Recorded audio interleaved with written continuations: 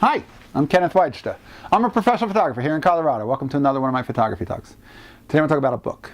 Specifically, Robert Allen Clayton's Quiet Pride. So he spent time in the 90s, I'm pretty sure this is when he photographed these folks, and they were ranchers in very advanced ages. And he documented them and told their story.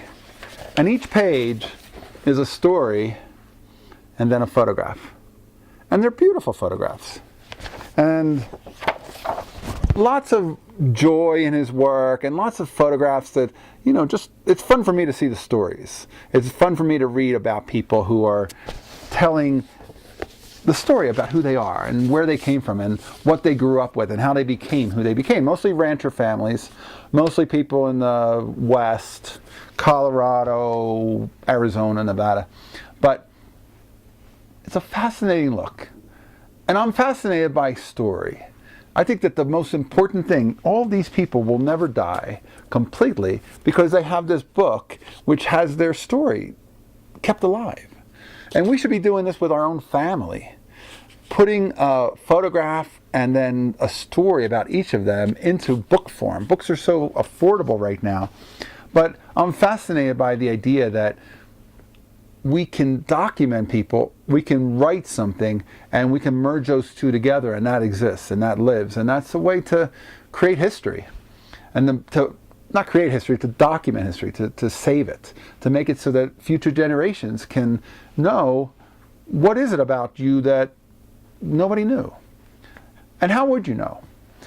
Like just today I was talking to my father. I ended up going through a web archive of old photographs. And in that photographs there was parts of my hometown, which is a little town outside of Philadelphia called Bensalem, Pennsylvania. And when I was looking, there was an auction called Butch's Auction. And everybody's talking about in the comments about how they all went to Butch's Auction in Bensalem. And I'm like, and they went there in the 50s and the 60s. And I thought, my folks bought a house there in the 60s. I wonder if they ever went to Butch's Auction.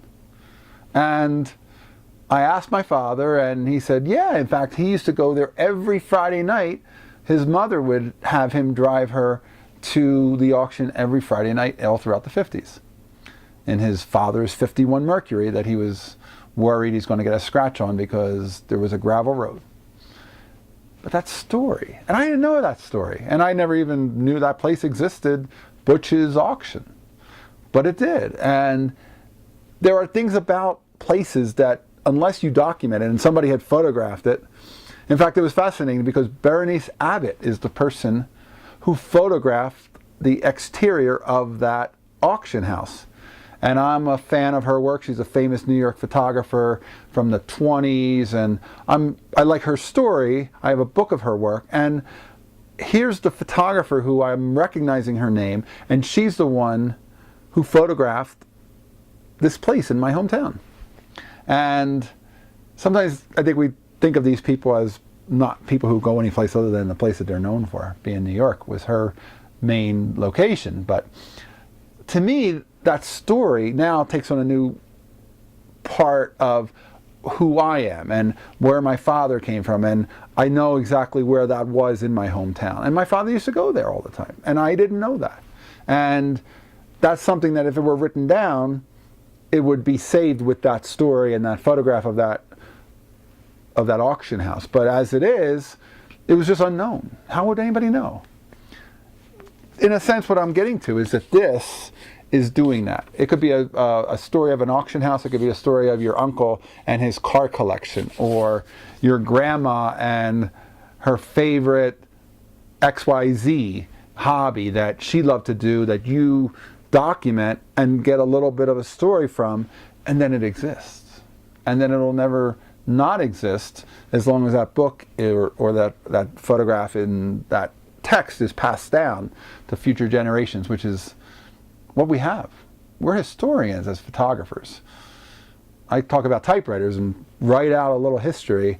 You can certainly put a photograph and a piece of paper together as a history, and that will have value for future generations, especially if you can put in the kinds of stories like the auction house that I wouldn't even know it existed, except for I stumbled on a photograph and then my father tells me stories.